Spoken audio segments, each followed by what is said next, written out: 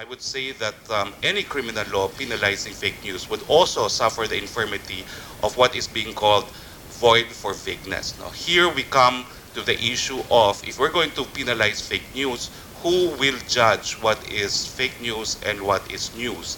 Because the current framework now, it's the public that should be allowed to decide what is true from what is false. But if you make it criminal, then certainly a judge would have to sit in judgment and decide what is true and what is false, arrogating therefore unto itself and into the institution a matter that is better left to the public to judge for themselves. Madam Chair, I have been a victim of fake news. It comes with the territory.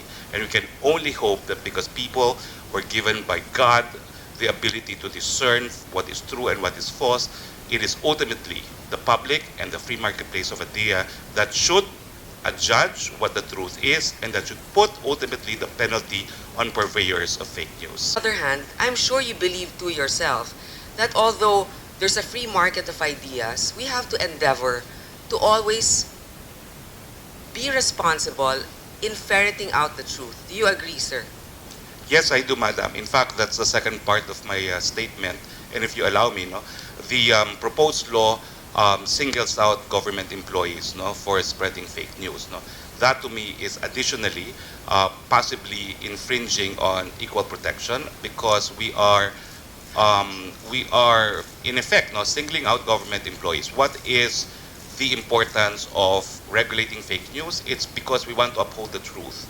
If the objective is to uphold the truth, it does not matter if it is a legitimate journalist or a blogger that spreads false news. And that is why my position is that there is no basis for singling out that only government employees should have liability when they spread false news. Thank you for your opinion, but I think I would like to correct you on this matter. First of all, it applies to all. With the revised penal code, it already applies to all. But I think that you agree, government employees such as us, government officials and employees, are held to a higher standard. There are certain things that we are liable for. For example, we need to be able to present our SALN. An ordinary citizen is not.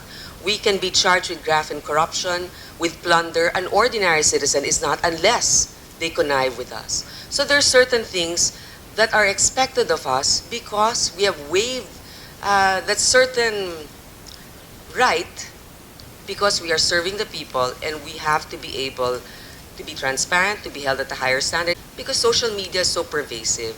So we're just trying to put safeguards, sir. We are not trying to take away anyone's rights here. As I've already mentioned, revised penal code is already there, unless you will have your drive to repeal it. But again, Senate Bill 1680, please, I encourage you to attend the Civil Service and Government Reorganization hearing, and you're free to express your dissent on this particular bill. While much has been said about the fact that there's an existing revised penal code provision on fake news, I hasten to add there hasn't been any prosecution or conviction on that basis of that provision of the law. And maybe this is because this is the reason why it hasn't been challenged in court. Because before you can challenge a statute as being unconstitutional, you must have an actual case or controversy. The fact that it is, for all intents and purposes, fake law probably indicates the position on the part of the executive that one should not prosecute on the basis of a law that is or may be declared as being unconstitutional.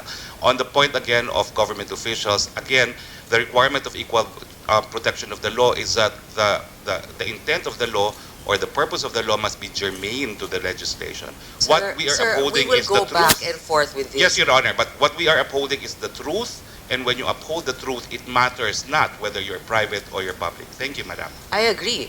But then there are certain requirements of us as government officials that are not required of private individuals. What will you say?